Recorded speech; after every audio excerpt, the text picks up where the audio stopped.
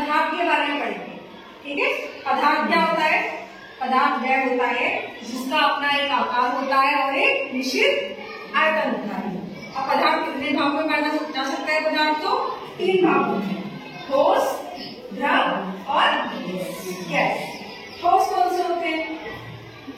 ठोस वो होते हैं जिनका एक निश्चित आकार होता है और एक निश्चित आयतन होता है।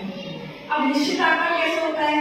क्योंकि ये आपको जो अणु दिख रहे हैं उसके अणु कैसे होते हैं? बहुत ही पास पास होते हैं, बहुत पास होते हैं और उनके बीच में जो अंतराणविक बल होता है, यानी अणुओं के बीच में जो बल होता है वो इतना स्ट्रॉन्ग होता है, इतना मजबूत होता है कि वो अणुओं को पास चिपकाए रखता है।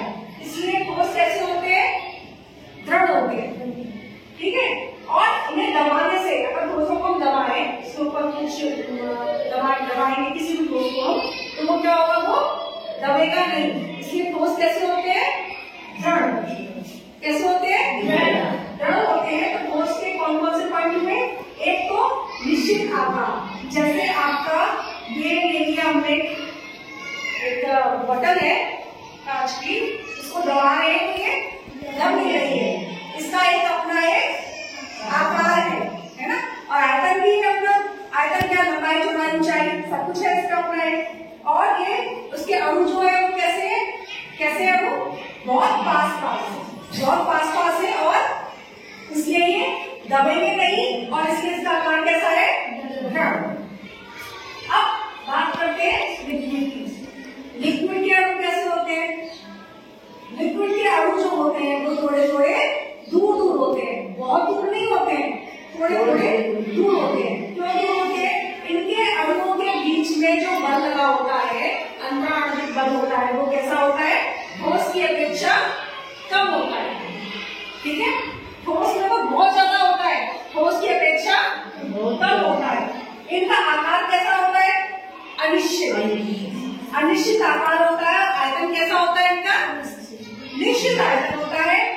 और अणु दूर होते हैं और दबाने पर, अगर हम दबाएंगे तो ये आसानी से दबते नहीं है।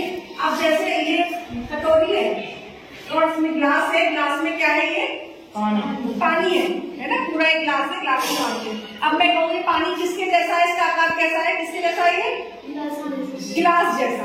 अब मैंने यही पानी अगर कटोरी में कर लिया, अब मैं पूछूं कि पानी कैसा है? कटोरी जैसा। पहले आकार क्या था? गिलास जैसा। फिर आकार कैसा हो गया?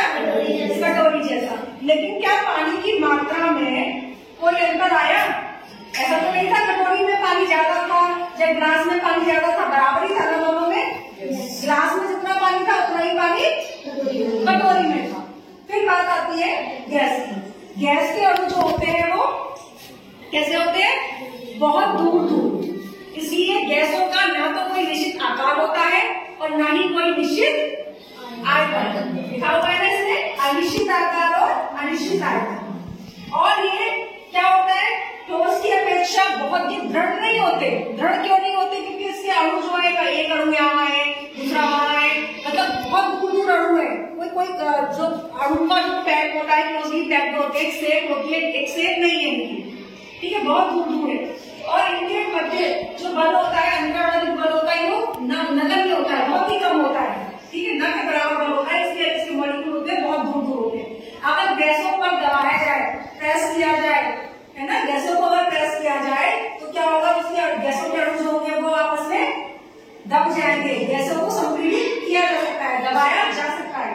ठीक है, समझ में आ गया? ठोस कैसे होती है, द्रव कैसे होते हैं और गैस कैसे होती है। अब इसका एक उदाहरण क्या था? जो तीनों फॉर्म में पाया जाता है, चाहे वो ठोस हो, चाहे द्रव हो, गैस हो, क्या है इसका उदाहरण? बताइए। पानी को, जैसे मान लीजिए बर्फ है ना, बर्फ को अगर हम ज्यादा गर्म करें, हीट करते हैं बर्फ को, तो क्या होगा? पानी बन जाएगा। पानी को और गर्म करेंगे तो भाप बन जाएगी।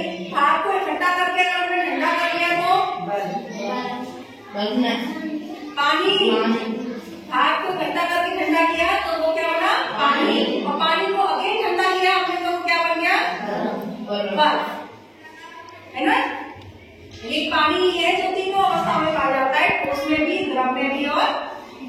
अब जो बहने वाला गुण होता है लिक्विड का, ठीक है, कोई सॉलिड है, जैसे मान लीजिए डब्बी है तो इसे हम यहाँ रखते हैं तो क्या ये बहेगी? नो। लेकिन पानी बहने लगता है, पानी के बहने का गुण क्या होता है? क्योंकि पानी के मॉलिक्यूल जो होते हैं वो